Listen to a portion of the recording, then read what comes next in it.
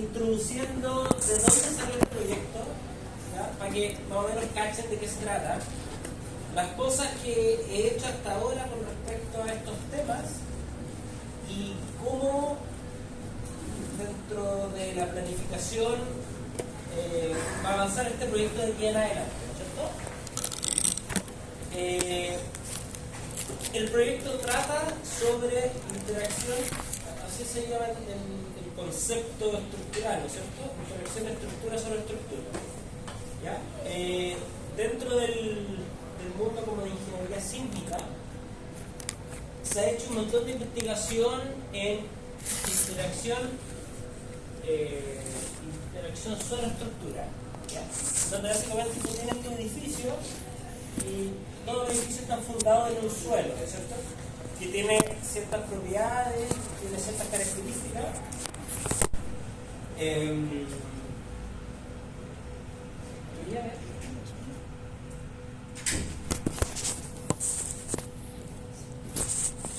A ver si esto se voy a grabar, pero parece que no es fácil.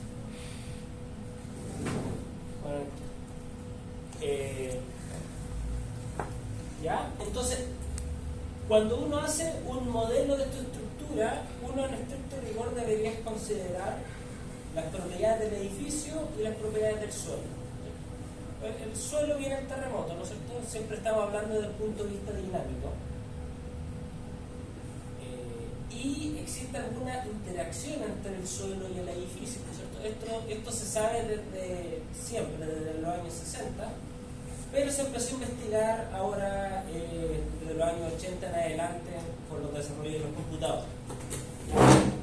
Entonces, pero el tema que yo quiero ver es un poquito distinto, ¿ya? Se debe a que debido a la gran densidad de las ciudades, ¿no es cierto? Por ejemplo Santiago, en donde tú tienes edificios muy cercanos unos de otros. Entonces tienes una cierta distribución de edificios, ¿no es cierto? Acá se puede ver toda la ciudad, ¿no es cierto? Que hay una gran congestión de edificios, obviamente están separados por calles, plazas, edificios más grandes, edificios más chicos, tienen una cierta distribución que es casi aleatoria, ¿no es cierto? Depende un poco de la ordenanza municipal, ¿no es cierto? Pero están ordenados de alguna forma los edificios. Entonces, se empezó a pensar que quizás había una cierta interacción entre los edificios. ¿Ya? Estoy hablando de interacción sísmica. Cuando no hay un terremoto, en verdad, los edificios están conectados uno con el otro y no se molestan mucho. Pero cuando viene un terremoto, hace que el edificio vibre, ¿no es cierto? Esta vibración del edificio, ¿no es cierto? Este movimiento sísmico hace que también se transfiera la energía al suelo de vuelta, ¿ya? Y esta energía se pasa al edificio de al lado. Y el de al lado hace lo mismo con el del otro lado, entonces se genera una interacción que desde el punto de vista como matemático es súper difícil de modelar. Entonces se empezó a generar como distintos tipos de investigaciones para ver cómo enfrentar este problema, ¿ya? Lo primero que se hicieron son investigaciones en plantas nucleares. ¿Por qué en plantas nucleares? Porque son estructuras que son de partida súper sensibles, ¿cierto? Que tienen todo esta especie como de caldera, ¿no es cierto?, donde están los compuestos radiactivos, ¿no es cierto? Entonces la tolerancia son súper bajas. Entonces, y además lo que termina pasando es que tienen dos edificios que son bien grandes, uno cercano del otro, ¿no es cierto? Uno de la turbina, otro del generador. Entonces del 94 al 2002 en Japón, ¿no es cierto?, que Japón tiene terremotos y un montón de plantas nucleares. Acá en Chile tenemos terremotos pero no tenemos plantas nucleares. Entonces esto es un tema que en verdad, como dentro de Chile no ha importado, pero en otros países sí importa mucho. Entonces se hicieron un montón de investigaciones tanto experimental como numérica. Supongan, esto es algo que construyeron solo para evaluar este fenómeno. Entonces construyeron dos edificios, ¿ya? Uno cercano al lado del otro, ¿no es cierto?, dejaron una cierta separación. Entonces, edificios no están pegados, pero están dentro del mismo suelo. Y le aplicaron una fuerza acá arriba, ¿cierto?, y vieron qué le pasaba al edificio al lado. Que es una forma como de simular esto de manera simplificada. Lo que podrían haber hecho también haber construido esto y esperar un terremoto, pero no se sabe cuándo viene un terremoto, entonces desde el punto de vista como práctico no se puede. Entonces básicamente pusieron acá una fuerza, movieron este edificio y después lo hicieron para el otro lado y se fueron dando cuenta que efectivamente sí había una interacción. Esto es la misma idea. Acá es un cilindro con suelo de arena, y pusieron unos edificios. Estos edificios son una maqueta, ¿no es cierto? No son un edificio real a esta escala, y está arriba de una mesa vibratoria, y lo mueven para evaluar también este fenómeno. Y también se han hecho modelos de elementos finitos, ¿no es cierto? Esto es sumando un modelo en SAP. No sé si en SAP, pero no importa, la idea es la misma, ¿no es cierto? Acá hay 3 edificios, ¿no es cierto?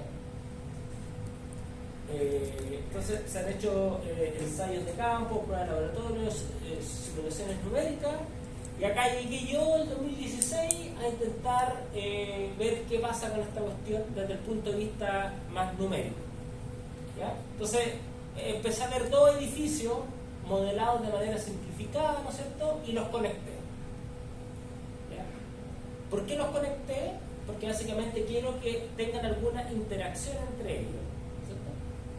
El problema es que no sé cómo modelar este resorte. Sé que están conectados, pero no sé cuánto vale.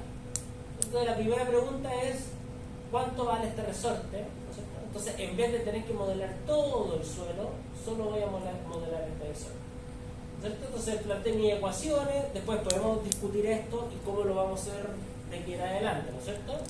Mi energía cinética, la ecuación de Euler-Lagrange. También consideré los casos no lineales, ¿no es cierto?, que los puse en este, ahora que en sísmica estamos viendo cuestiones no lineales, ¿no es cierto?, lo puse acá, en este pedacito de acá, y acá viene un poco la parte complicada, la simulación numérica de cómo modelar este resorte. Entonces, lo que termina pasando es bien interesante. Primero, esto de acá, ¿no es cierto?, es en el X, es la distancia del edificio, ¿no es cierto?, en X, y en Y es la distancia en Y. Entonces, básicamente tengo los 2 edificios y lo que hice es correrlo en cualquier posición arbitraria con respecto a él, ¿cierto? Entonces, lo que terminó pasando primero es que este resorte que modela la rigidez del suelo para el edificio 1, ¿no es cierto?, se ve influenciado debido a esta interacción. ¿Cómo se ve influenciado? Al final, después de mucha matemática y cuestiones raras, que queda que es por un factor, ¿no es cierto? Entonces, cuando están muy cerca y alineados por un factor 1,25, y si yo los separo, después llega a ser a casi 1. O sea, cuando están muy lejos, ¿no es cierto?, no hay influencia, pero cuando están muy cerca hay una influencia mayor, ¿no es cierto? Esta línea roja, ¿no es cierto?, es lo que nosotros encontramos, y estos cuadraditos son unos test experimentales que se hicieron. Entonces se ajusta bien la curva. Y además necesitamos calcular el coeficiente de este resorte que se une. En palabras cortas, o sea, en palabras simples, tiene una rigidez negativa, que en realidad es difícil entender qué es una rigidez negativa, pero lo que significa simplemente que cuando este edificio se mueve para allá, este produce que se mueva para el otro lado. Entonces, están como en contrafase, ¿cierto? Entonces, se mueven para direcciones contrarias debido al otro, ¿ya? Y experimentalmente también se llegó a algo bien similar. Entonces quedamos como más o menos conformes con el valor y la modelación de estos tipos de resortes, ¿ya? Ahora, ¿de qué me sirve esto? Me sirve de que puedo resolver un problema que es muy complejo de una manera simplificada, ¿ya? Que es básicamente considerar unos modelos de un edificio y unos resortes. Ahora, esto tiene un montón de simplificaciones. Una simplificación es que se consideran fundaciones cuadradas, ¿ya? El edificio es cuadrado, o sea, la planta de la fundación es un cuadrado. Entonces, este edificio no podría ser modelado a través de esto. El edificio es rectangular, ¿cierto? Es más largo que ancho, ¿cierto? Entonces habría que hacer como que rehacer estos cálculos de nuevo para estas propiedades nuevas, ¿no es cierto? Entonces, tal como les decía, lo verificamos haciendo un modelo de elementos finitos, ¿no es cierto? Haciendo test en una mesa vibratoria, ¿ya? Hicimos toda una serie de simulaciones, experimentos, escribimos las ecuaciones de matriz de masa, de rigidez, el vector de fuerza. Esto es una introducción nomás. Después, cuando nos empecemos a meter a los números, para los que quieran participar, básicamente vamos a... yo sé que muchas de estas cosas todavía no tienen las herramientas para hacerlo, ¿no es cierto? Pero obviamente parte de mi responsabilidad es darle las herramientas para que lo puedan hacer, ¿no es cierto? Y simulé un montón de terremotos, ¿ya? Esto lo estamos pasando en sísmica, es un espectro, pero con muchos terremotos, ¿cierto? De hecho, creo que le mostré este dibujo, y encontré resultados, ¿cierto? Entonces, básicamente el resultado, acá solo pongo estas ecuaciones para indicar de que cuando estoy hablando del cambio de la respuesta, ¿qué quiere decir el cambio de la respuesta? Primero, analizo el edificio 1 solo. Después, analizo el edificio 1 cuando está al lado de otro edificio. Comparo la respuesta, como acá. La respuesta roja es cuando están los dos, y la respuesta azul es cuando está solo el edificio 1 sin nada alrededor. Ahora, yo podría haber comparado el pic, ¿no es cierto?, de uno con el otro, ¿no es cierto?, y haber visto cuál es el cambio en el desplazamiento, en la aceleración como porcentaje. Pero en verdad, desde el punto de vista sísmico, tú estás interesado en el pic, sí, pero además estás interesado en toda la variabilidad a lo largo del registro, ¿no es cierto? Porque suponte acá también se generan unas grandes diferencias, ¿no es cierto? Pero si solo viéramos el pic, estamos ignorando esta diferencia que está acá.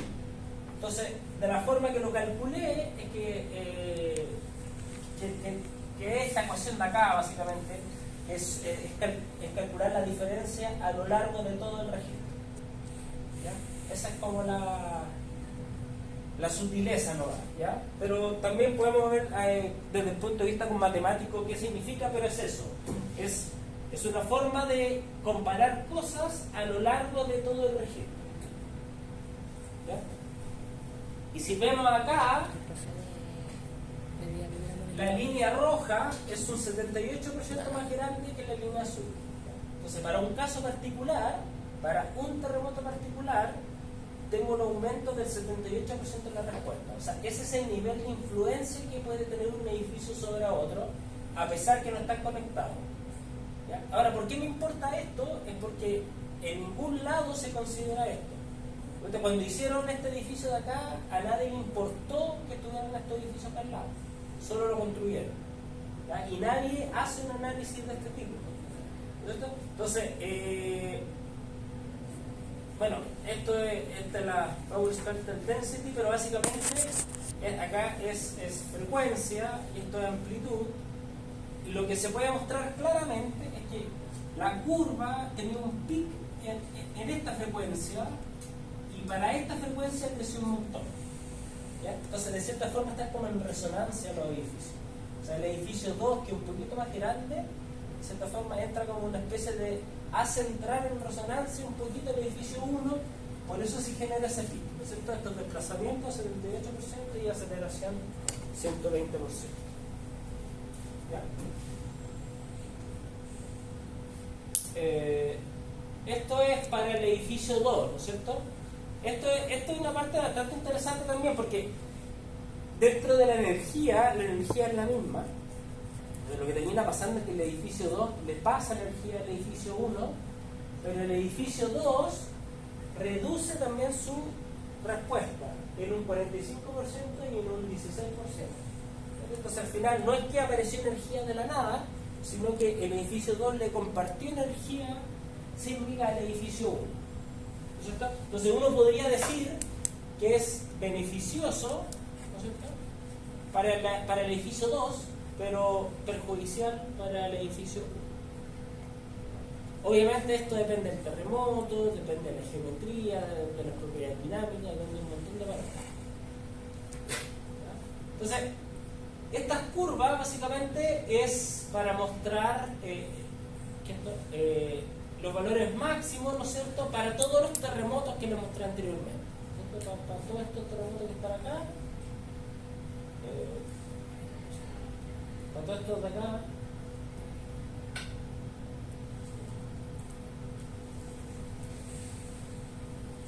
para estos de acá, ¿no es cierto?, hice un promedio, o sea, calculé los máximos y me dio esa figura de ahí. ¿Ya? Entonces, suponte para ese caso particular, en X es la razón de aspecto y en Y es la razón de altura, que vendrían siendo como más o menos esos edificios de ahí. El aumento es de un 40, pero para ese tipo, ¿no es cierto?, edificio un poco más delgadito y una diferencia de altura más grande es del 60%. Entonces, estos son los promedios de los 100 registros, de los 100 terremotos que ocupé. ¿Cierto? Acá es, ¿qué pasa si considero un suelo mejor? ¿Ya? Porque todo esto depende del tipo de suelo. Si es un suelo mejor, el efecto disminuye. ¿Cierto? Imagínate que tuviéramos una roca muy, muy competente, muy buena, y fundamos nuestro edificio. Y al lado ponemos otro edificio. Básicamente la roca es tan resistente que nos traspasa energía entre uno y el otro. Entonces este fenómeno no es importante. Pero para suelos un poco más débiles sí es importante, en realidad. Y acá también, un poco para ejemplificar, en X es distancia, ¿cierto? Entonces, a medida que separo los edificios, ¿no es cierto?, acá están muy juntitos, pero este punto de acá está más separado. Entonces, mientras más los separo, este efecto disminuye. Entonces, claramente, este edificio no afecta en nada al Costanera Center, pero este sí afecta a la torre que está acá al lado, ¿no es cierto? Y viceversa. ¿Ya? ¿Es solo una cercanía o un tamaño? Claro, es que el tamaño, desde el punto de vista, yo lo veo como la propiedad dinámica, solamente cuánta masa tiene, o qué tan rígido, qué altura tiene, sí, eso importa un montón. De hecho, suponte acá, esta es la separación, pero suponte para una misma separación tienes distintos valores, ¿no es cierto? Y eso es básicamente, en este caso está como razón de altura, pero también uno podría escribirlo en diferencia de masa o de tamaño, y también van a variar estas curvas. Yo en su momento quería ser claro, porque básicamente uno podría poner un parámetro por eje, pero para imaginárselo voy a llegar solo hasta 3 parámetros a la vez, porque es una imagen 3D, ¿cachai? O sea, una imagen 4D no voy a dibujarla, no se puede, ¿cachai? Entonces hay que ir como eligiendo un parámetro y variar 1, 2, ¿cierto? Después fijar otro parámetro y variar otros 2, y así. ¿Ya? Entonces, bueno, después seguimos avanzando en esto. ¿Ya? Y se hizo ya para casos para hartos edificios en 3 dimensiones. ¿Ya? Obviamente esto implica una complejidad adicional en la ecuación, ¿no es cierto? Implica mayor rendimiento computacional, ¿no es cierto? Los códigos se ven un poco más desordenados, pero básicamente podéis llegar a curvas así, ¿no es cierto?, en donde tienes un arreglo de edificios, ¿no es cierto?, que esto podría ser un edificio, ¿no es cierto?, que acá hay calle, ¿no es cierto?, al medio podría haber un patio, ¿no es cierto? No sé, y viene un terremoto en esta dirección. Y lo que termina pasando al final, que los edificios rojitos aumentó la demanda sísmica y en los edificios azules disminuyó.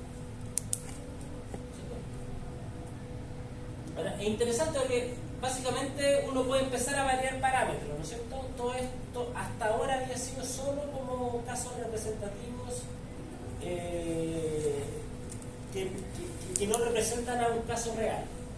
¿Viste? Pero ahora la idea es sí empezar a hacerlo en estructuras reales, ¿no es cierto? No sé, pues, ir a una manzana, ver qué edificio hay, correr el modelo y ver qué pasa exactamente con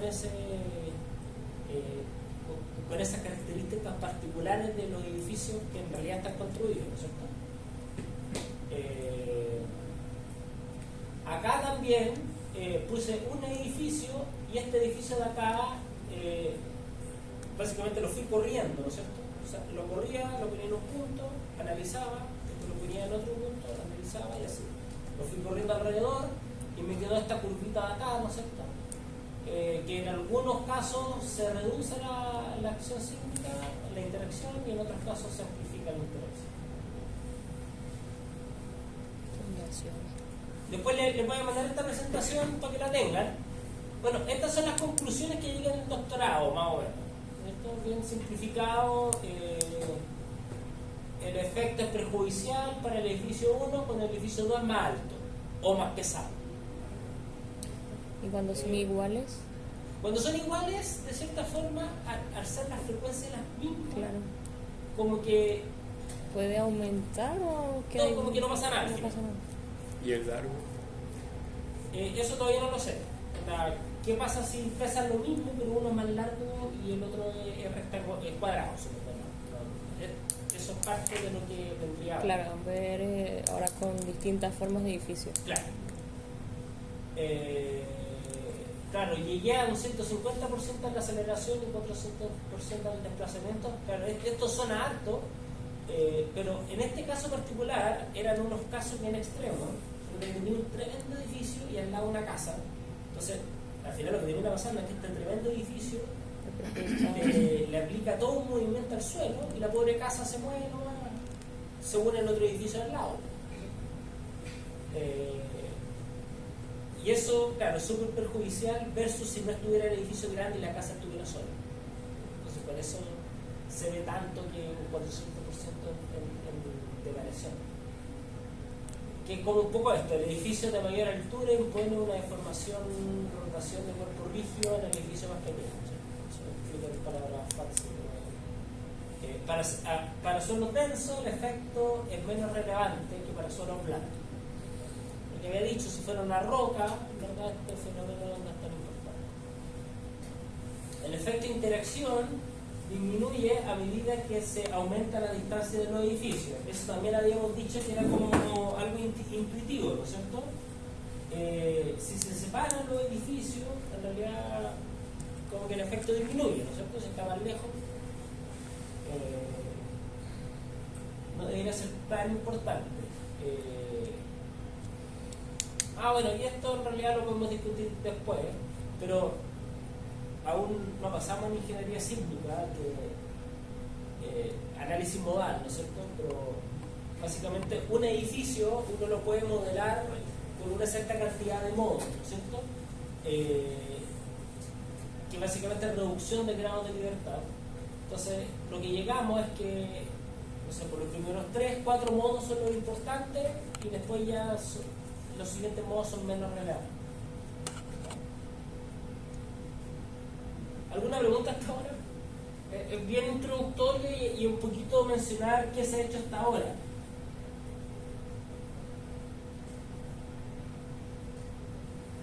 Ahí me quedo duda con el tipo de suelo. O sea, entiendo que sí es más denso, pero ¿en qué punto ya...?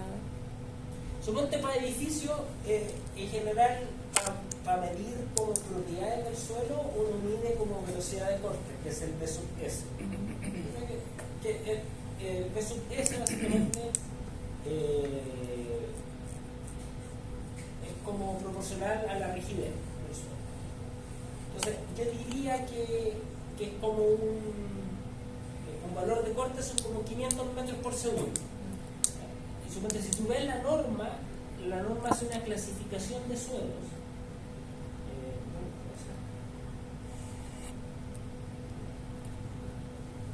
Se la pillo rápido.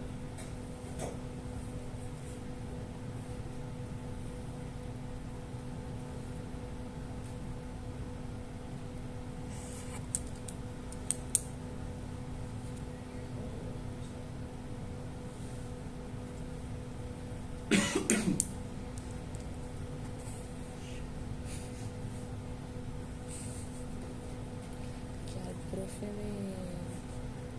de día le hubiera molestado lo de los gráficos.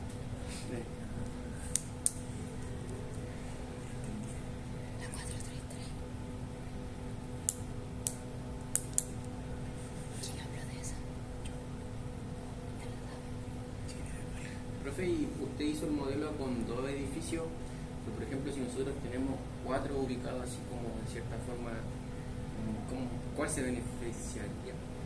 ¿Cuál se ve beneficiado? Hay que ir viendo caso a caso, ¿verdad? Yo no corrí para todos los casos de por haber, y eso sería como una forma súper fácil de extender esto, y que alguien agarrara, ¿no es cierto?, y empezar a probar distintas configuraciones con lo que ya está. O sea, eso se podría hacer sin necesidad de desarrollar nada. Entonces, mira, suelo tipo a la velocidad de corte me refería a esto, a la velocidad BS30, ¿no es cierto? 900 metros por segundo. Es un suelo súper competente. Entonces, para el suelo tipo A, este fenómeno no es relevante. Entonces, o sea, yo diría que mejor ni considerar. Porque es tan poco que para que te vayas a desgastar en hacer toda una complejidad adicional sin vale la pena. Yo voy a leer la tablita donde aparecía como más agradable. Entonces, roca, suelo cementado, mayor a 900. Roca blanda o fracturada, suelo muy denso o muy firme. Después de la cena para abajo ya empieza a ser relevante. Suelo denso firme, 250. Suelo medianamente denso firme, 180. Y después suelo con facilidad considerable, 180. O sea, para todos estos suelos C, D y E ya este efecto sí pasa a ser relevante.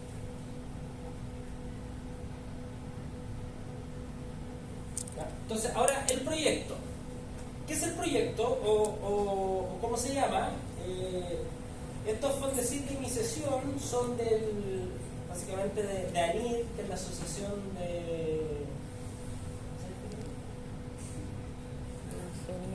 Asociación Nacional de Investigación y Desarrollo. ¿Tú deberías saber eso?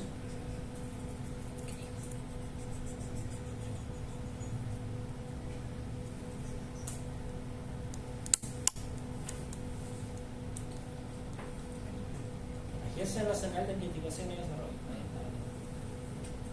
¿Ya? Entonces, esta agencia tira concursos, ¿no es cierto?, de investigación. Esto es de investigación pura, de ciencia, ¿no es cierto? Hay otros concursos que son los FONDEF, pero que son más como de ciencia aplicada, ¿no es cierto?, donde tienes un producto. Entonces, en este caso, ¿no es cierto?, quiero hacer un modelo que sea eficiente.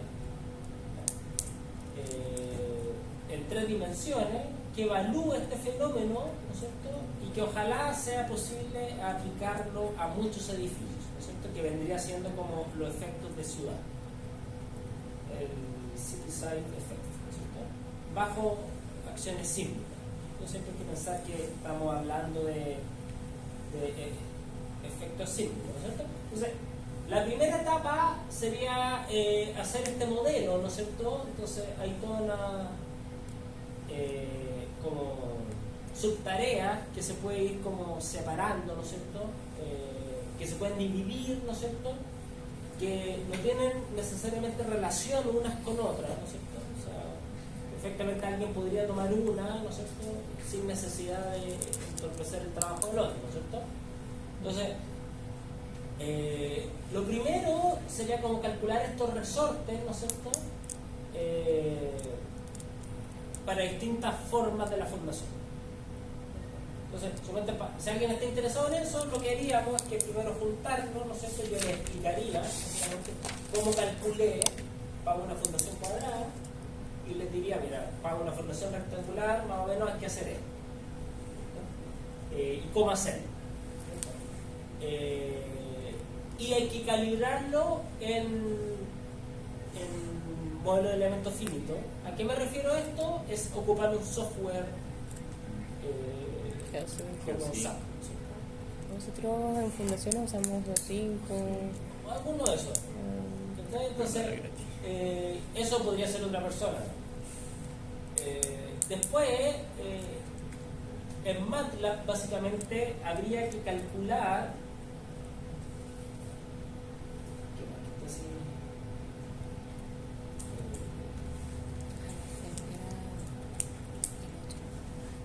esta curva, pero considerando que ahora que la fundación es distinta. Entonces yo también, o sea, les prestaría los códigos que tengo que hice esto, ¿no es cierto? Pero ahora va a ir cambiando. Entonces, claramente estos coeficientes van a ser distintos ahora porque la fundación tiene otra geometría.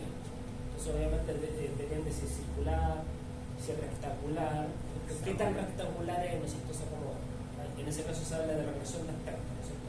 Un cuadrado es 1, el B por el alto es 1, pero después podría ser 1,5, 2, 2,5, 3,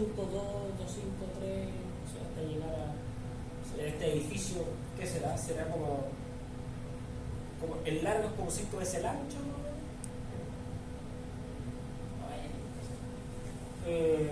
Algo por el estilo, ¿no es cierto? Eso es otra subtarea dentro del proyecto.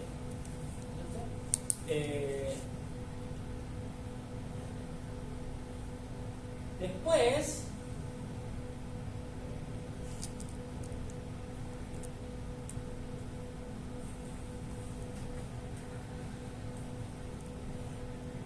escribir, ¿no es cierto? O encontrar la respuesta para un edificio tanto lineal como no lineal, ¿no es cierto? Esto va a ser un poquito lo que vamos a empezar a ver en simple, ¿no es cierto? Ahora vimos la respuesta de un edificio de un grado de libertad, ¿no es cierto? Y encontramos su respuesta lineal, ¿no es cierto? Que fue ocupando el método de diferencia centrada y encontramos, ¿no es cierto? Ahora uno podría hacerlo para más grados de libertad y podría hacerse para el caso no lineal también, podríamos ver eso, ¿no es cierto? Después vendría el cálculo de las matrices globales en el sistema 3D para muchos edificios, considerando lo que se hizo antes, ¿no es cierto? Y luego análisis y resultados de varios casos, ¿no es cierto? O sea, ir variando las configuraciones, ojalá casos reales, y ver qué pasa, ¿no es cierto? Esto ya se podría hacer ahora con lo que está, pero considerando solo fundaciones cuadradas. Alguien podría ser el que esté interesado, no sé, en fundaciones cuadradas, y podríamos empezar a probarse distintos casos, ¿no es cierto? Como lo que tú me preguntabas, ¿qué pasa si hay 4 edificios iguales? Habría que ver ese caso y muchos otros, ¿no es cierto? De hecho es interesante esto porque hay gente que ha hecho pruebas experimentales, ¿no es cierto?, con varios edificios todos iguales. Entonces quizás podrían ver qué resultado les dio a ellos, qué resultado nos dio a nosotros, para saber básicamente si estamos bien o no. Después viene una parte que es solo de elementos finitos. Ya, esta parte ya pasa a ser como más costosa desde el punto de vista computacional, porque tienes que modelar todo el suelo. Yo estoy haciendo cosas similares a esta, pero para casas de madera con alguien de los Arch, ¿no es cierto? En ANSYS. Estamos viendo, no sé, 3 casos, ¿no es cierto? Y los modelos se ven de este estilo, ¿no es cierto?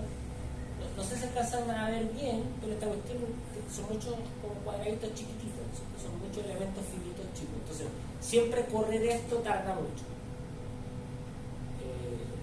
Pero dentro del proyecto se supone que está la compra de computadores buenos, entonces básicamente van a ver como computadores potentes para correr todas estas cosas que son bien costosas desde el punto de vista de computación. Después dice, claro, no sé, podríamos hacer estos modelos en SAP si quieren, ¿no es cierto? Y compararlos con el modelo de resortes también, ¿no es cierto? O sea, ver este mismo caso de 4 edificios, ¿no es cierto? Hacer el modelo en SAP, hacer un time history y compararlo con lo que nos dé con el modelo de resorte que tenemos. Probar distintos terremotos, ¿no es cierto? Evaluar los resultados y comparar qué nos da acá versus lo que nos da acá, ¿no es cierto?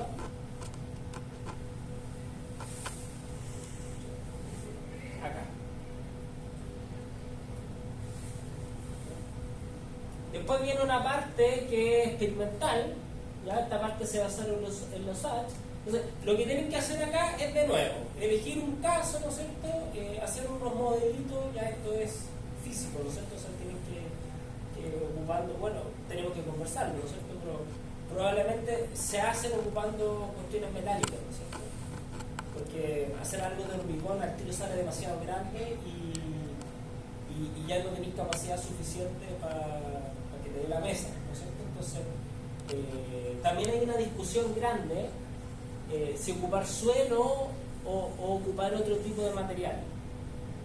¿Ya? El problema del suelo que tiene es que si cuando tú haces una caja con suelo, que modela tu suelo, con estos edificios arriba, siempre lo que tienes que hacer es primero analizar tu edificio solo y después le pones el terremoto, después pones tu otro edificio, o sea, ya tienes 2 o 3 o lo que queráis, y lo corres de nuevo a la mesa, ¿no es cierto?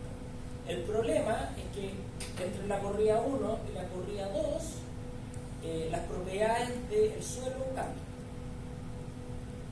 porque le está diciendo movimiento, y como lo vieron en el laboratorio, no sé si se acuerdan, si mueves el suelo se compacta, cambia la densidad, se separa el agua de repente. Entonces al final el suelo que tienes en el test 1 es completamente distinto al test 2. Entonces eso genera una complicación siempre cuando ocupas suelo. Pero ahí cuando pasa al test 2 pasaría a ser un suelo peor. Es que el problema es si es otro suelo, ya no puedes comparar. Entonces ya no puedes comparar la respuesta del edificio 1 con la respuesta del edificio 1 con el edificio 9. Porque no vas a saber si la diferencia en la respuesta se debe al suelo o se debe a la interacción. No sabes si la diferencia se debe al cambio de propiedades del suelo o a la interacción entre los edificios. Entonces, como no pueden dividir eso, entra en un problema. Entonces, lo que se ha hecho básicamente es construir una gran caja de suelo, en donde ponía un edificio solo y por allá ponía el mismo edificio con varios edificios alrededor. Entonces, porque la caja es tan grande, básicamente, está asumiendo que los escenarios entre los dos casos son diferentes. Entonces, y las propiedades del suelo son las mismas. El problema es que ahí no lo podía hacer en cualquier mesa vibratoria, porque el suelo pesa. Y si hace una caja muy grande de suelo, va a pesar demasiadas toneladas y la mesa no te va a dar la capacidad. Entonces, pero estos son temas que siempre aparecen y hay que discutirlos. Y bueno, este es todo este es harto trabajo, ¿no es cierto? Es entretenido, si les interesa hacer. Hay que hacerle los hachos, eso porque acá no tenemos. Sí, eso le iba a preguntar. Entonces hay que hacerle los hachos. Sí. En mi época del doctorado yo lo hice en Bristol, pero no. Vamos. Vamos para allá. Bueno, yo voy, de hecho, a final de mes a conversar esto mismo porque hay varios alumnos que han interesado también en participar. Entonces, Alumnos de allá. Ella. claro. Contacto. Eso. Y después, ya esto es el final, cuando ya el modelo esté corriendo, esté validado, hagamos las pruebas, por satisfactorio, estemos todos contentos, vamos a agarrar un pedazo de ciudad y la vamos a modelar. Es el propósito final. Claro. O sea, el propósito final para mí es hacer un software que esté toda esta información. Entonces que venga, no sé, una inmobiliaria y me diga, mira, puede ser un edificio en esta esquina. ¿Qué pasa si Se puede. ¿Qué pasa si lo construye? Un edificio que está proyectado de 12 pisos, de tal planta, de tal material, bla, bla, bla. ¿Cómo afecta? ¿Qué le va a pasar primero a mi edificio y qué le va a pasar al resto de mi edificio debido a ello? Entonces, yo lo voy a correr o lo vamos a correr y vamos a hacer acá unas curvas, ¿no es cierto?, con colorcitos, en donde el color rojo va a significar en estos edificios se le aumenta y en colores azules en estos edificios se le reduce. ¿Y qué le va a pasar a otro edificio? Versus que no hubiera nada o versus que está todo. Ese es el objetivo final. Y esta es la carta GAN, ¿no es cierto? Tal como había dicho, son 3 años, ¿no es cierto? Está partiendo recién esta cuestión, ¿no es cierto? En marzo. Partió el 15 de marzo, pero es una fecha o sea, como con la buena onda, ¿no es cierto? Pero debería estar terminando El 25. pero entre medio hay un montón de hitos, ¿no es cierto? O sea, claramente no es, el que quiera participar no es necesario que siga hasta acá, no es necesario que parta ahora. Para los que estén interesados en hacer tesis, lo bueno de este proyecto es que se va a pagar algo por la tesis. Entonces, el que participe en hacer la tesis va a hacer su proyectito, ¿no es cierto? Se le va a pagar algo y el producto final va a ser la tesis más lo que me va a ayudar a mí en hacer el proyecto. Eso. Si esas tesis no ves elementos finitos. No sé si tienen dudas. ¿Cuánto es el equipo de trabajo? ¿Cuántas personas? ¿Puede variar? No sé, eso aún no lo sé. O sea, inicialmente estaba pensando como, no sé, 5 personas en todo momento. Pero depende de cuánta gente esté interesada, depende de cuánta gente esté interesada acá, allá, y porque se supone que esto es en conjunto con los arts y con la Universidad de Bristol. Entonces, de seguro va a haber alguien interesado en la de Bristol, alguien en los arts, y espero que alguien acá también. Ahora, claro, hay un montón de cosas también que ustedes no tienen los conocimientos, pero eso se va avanzando, ¿no es cierto?, es parte de la investigación. Yo cuando empecé el doctorado también había un montón de cosas que no sabía. Eso como que conversamos un poco con mis compañeros de que falta un poco como de susto entrar a realizar un proyecto o un trabajo importante y quizás no conocer bien la... No, claro, o sea, hay una curva de aprendizaje, pero en las tesis pasa lo mismo. Cuando uno empieza a hacer la tesis, tú no sabes nada. Encontrar un trabajo. Porque se supone que, a no ser que haga una tesis, no sé, como muy descriptiva, ¿no es cierto?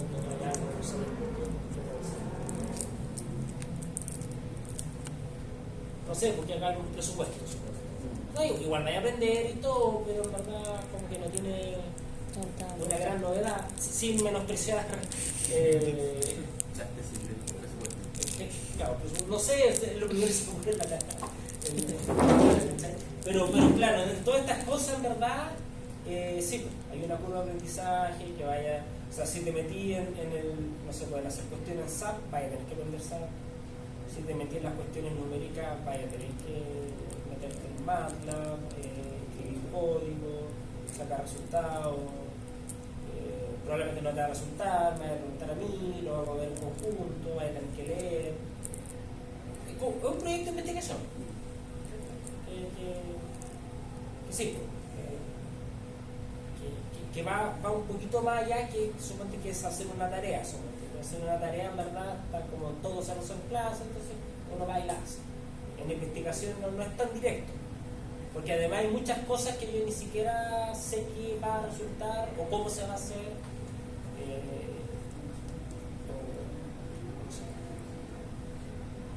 Pero una duda ahí con la USACH y la Universidad que mencionamos son la investigación más a ser como independiente de cada universidad que pueda... No, es todo colaborativo siempre.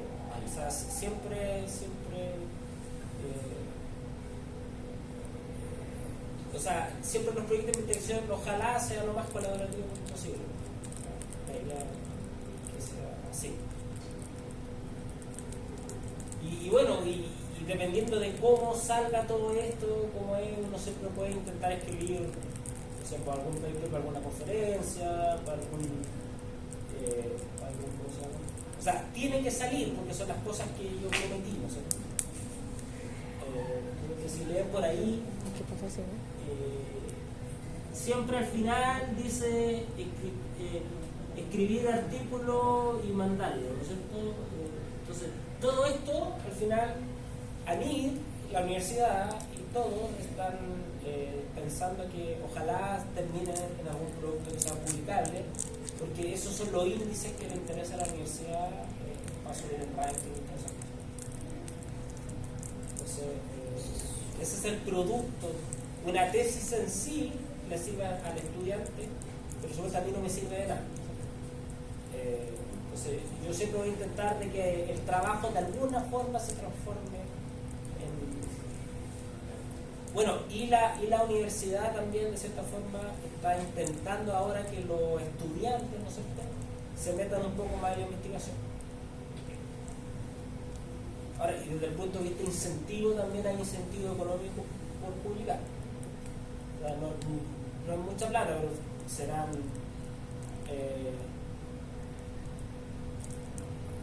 es que si son todos de la misma institución, se reparte la plata entre los de esa institución, ¿cierto? Pero depende de qué revista, depende de un montón de cosas, pero en general va desde el total, como de 1 millón a 2 millones, más o menos. Es como la plata que se reparte entre los que escribieron el texto. No sé si eso es mucho o poco, pero es lo que es. Preguntas o comentarios. Ese igual lo va a compartir, ¿cierto? ¿Se los voy a mandar? Sí. Para las personas que, no sé, tienen un poco de susto por el tema del conocimiento, igual no incentiva a trabajar en esto. Sí, yo creo que siempre puedes comenzar y ver cómo te sientes. Ahora, lo importante es que para los que quieran participar, si hay un compromiso de tiempo y de acción, ¿no es cierto? O sea, probablemente nos vamos a intentar juntar de alguna forma periódica, ¿no es cierto? Cada 2 semanas, para empezar a ver cómo van en el avance, ¿no es cierto? Las cosas que han hecho, las dudas que tienen. Claro, siempre es difícil porque tienen un montón de ramos ustedes, yo lo entiendo, ¿no es cierto? Pero la idea es siempre ojalá ir avanzando un poquito. Y además les va a servir, van a aprender un montón.